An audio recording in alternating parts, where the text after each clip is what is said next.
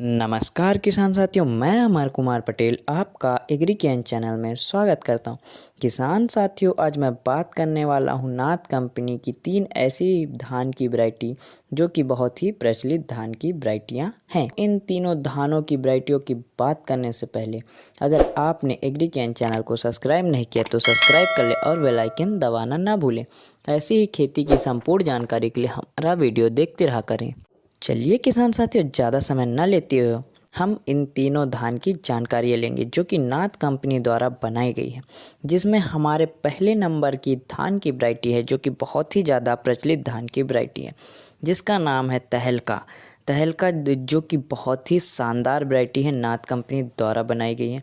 किसान साथियों, यह मैजिक धान के नाम से भी बहुत ही मशहूर है। क्या होता है इस धान की वैरायटी की, जो आप बीज डालेंगे वो लंबा एवं मोटा होता है, 64 के बराबर दिखता है। और जब इसके जो फसल आती है तो फसल जो होती है तो इसके जीरे फूल में कन्वर्ट हो जाती है। जीरा फूल में कहा जाए तो बारीक चावल, सबसे सुपर फाइन चावल के में कन्वर्ट हो जाती है।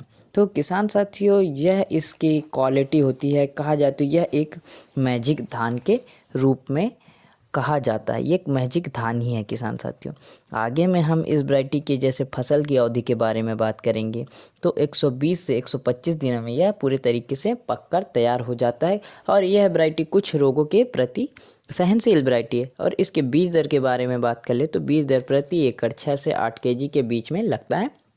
और इसके आगे में बात करेंगे, इसके पौधे में कल्लों की संख्या भी अधिक होती है। कल्लों की संख्या अधिक होने के साथ साथ इसमें बालियों में दानों की संख्या भी अधिक होती है। दानों में संख्या अधिक होने के साथ साथ यह वैरायटी बहुत ही शानदार उत्पादन देता है। उत्पादन के बारे में हम बात करेंगे तो कम से कम इस वैरायटी का उत्पादन देखा गया है किसान साथियों 25 क्विंटल प्रति एकड़ के हिसाब से, और ज़्यादा से ज़्यादा उत्पादन पाया गया है 34 क्विंटल प्रति एकड़ के हिसाब से।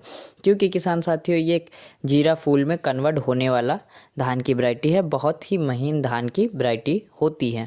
तो यह किसान साथियों, इसका उत्पादन कम से कम देखने को मिल सकता है और ज़्यादा से ज़्यादा उत्पादन भी देखने को मिल सकता है।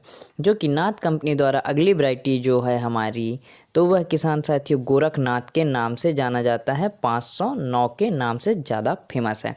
इसके फसल की अवधि के बारे में बात कर ले तो 120 से 125 दिनों में यह पूरे तरीके से पककर तैयार हो जाता है। और आप सभी जानते होंगे सवा मंसूरी धान के वैरायटी के बारे में, तो यह लगभग उसी के जैसे देखने को मिल सकती है आपको यह वैरायटी।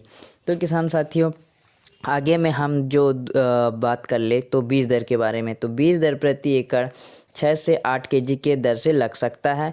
और इसके दाने के बारे में बात कर ले तो सुपर फाइन दाना होता है इस वैरायटी का। और किसान साथियों, ये एक हाइब्रिड धान की प्रजाति है।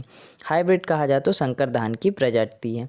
तो इसके बालियों में दानों की संख्या भी अधिक होती है। और बालियों में दानों की संख्या अधिक होने के साथ साथ इसके पौधे में कल्लों की संख्या भी अधिक होती है। कल्लों की संख्या अधिक होने के साथ साथ इसके पौधे की हाइट मध्यम देखी गई है। कहा जाए तो 105 से 115 सेंटीमीटर के बीच में देखी गई है इसकी पौधे की हाइट।